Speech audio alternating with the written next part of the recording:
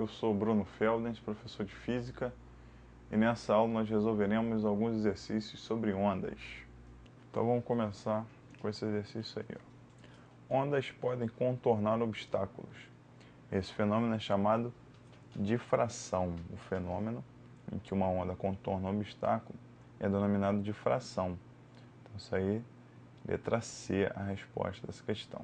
Outra questão é assim: o movimento ondulatório propaga-se para a direita e encontra o obstáculo AB, onde ocorre o fenômeno representado na figura acima, que é o de mesma coisa, vem uma onda, ela se depara com o obstáculo AB e contorna esse obstáculo, a onda continua.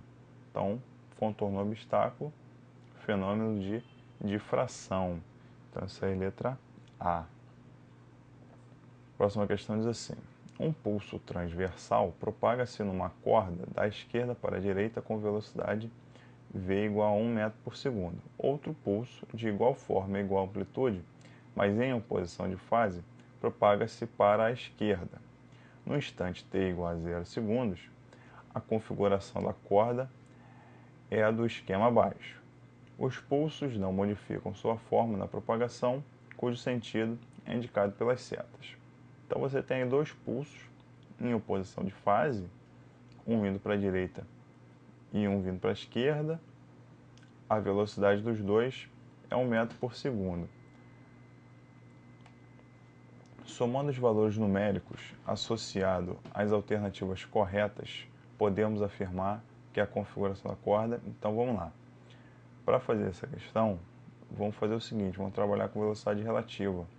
Vamos considerar que o pulso que está indo para a direita, o pulso que está para cima, está se movendo, ao invés de 1 metro por segundo, com uma velocidade de 2 metros por segundo.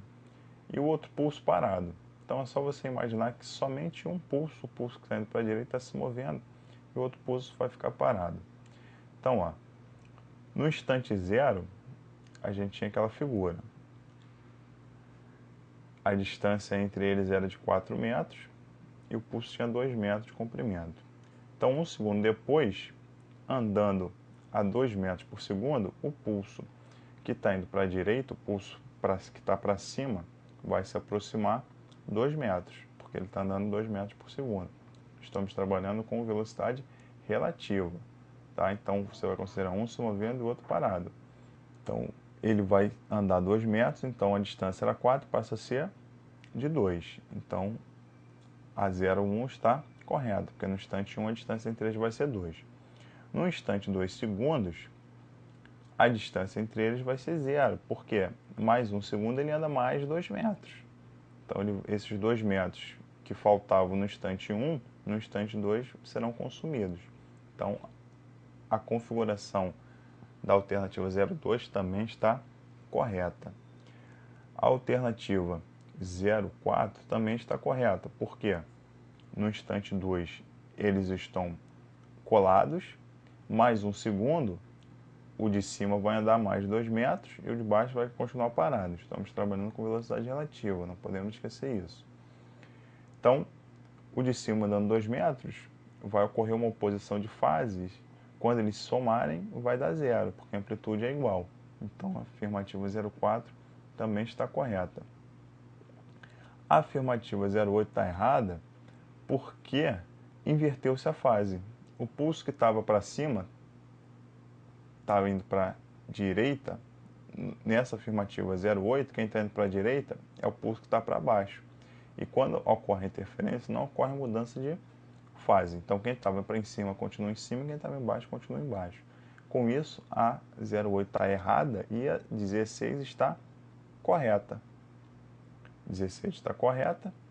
A 32 está errada, porque depois que eles se cruzam, eles não se cruzarão mais, então a corda não tornará a ficar totalmente na horizontal.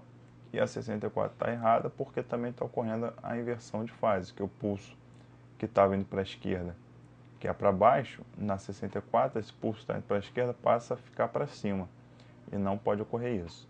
Então a 64 também está errada, então correta somente a 0,1, 0,2, 0,4 e 16, somando esses valores dá 23. A próxima questão diz assim: considere dois pulsos triangulares que se movem em um meio material com certa velocidade, um em direção ao outro.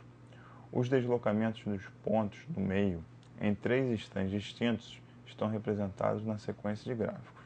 Pode-se afirmar que a sequência de gráfico das velocidades dos pontos em função da posição x, que melhor corresponde à sequência de gráfico acima é... Então vamos lá, ó.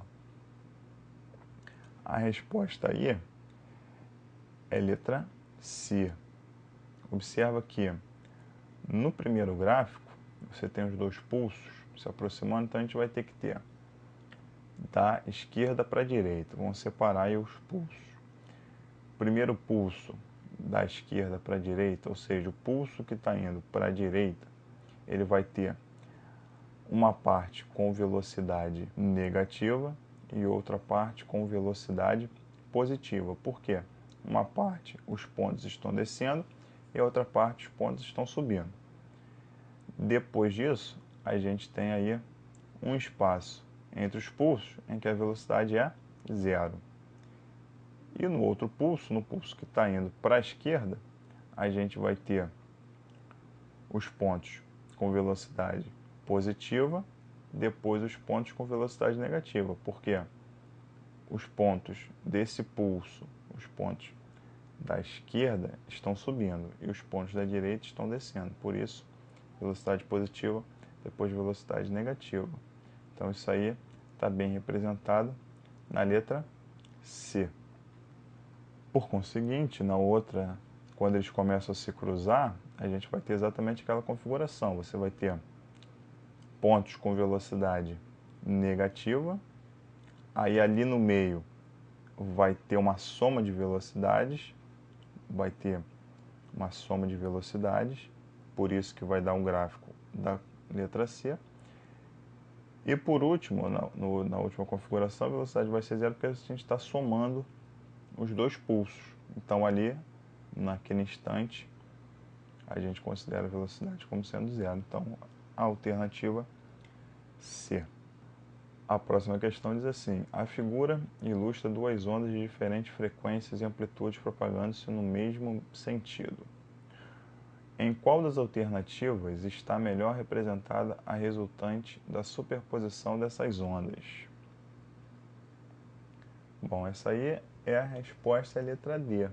Quando você juntar essas duas ondas, vai dar exatamente a figura da letra D de dado. Então, resposta da 5, letra D.